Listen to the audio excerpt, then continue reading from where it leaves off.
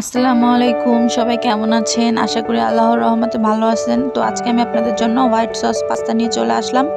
তো এখানে একটা কড়াইতে আমি 2 চামচ বাটার দিয়ে দিচ্ছি।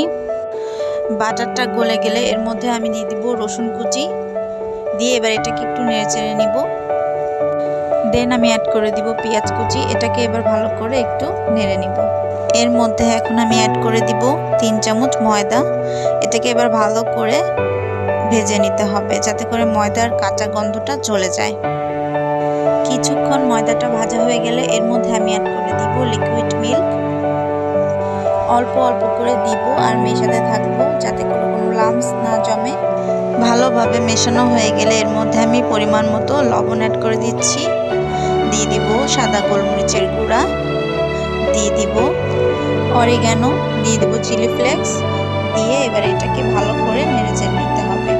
এর মধ্যে এবার আমি আগে থেকে পাস্তা সেদ্ধ করে রেখেছিলাম সেটাই অ্যাড করে দিচ্ছি।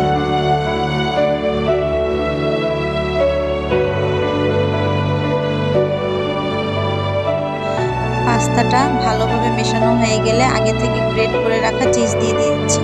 এটাকে দিয়েও ভালো করে নেড়েচেড়ে নিতে হবে। ব্যাস, এবার নামিয়ে নিব।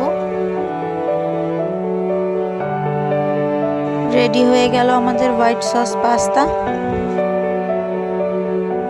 সবাই ভালো থাকবেন, সুস্থ থাকবেন। আল্লাহ হাফেজ।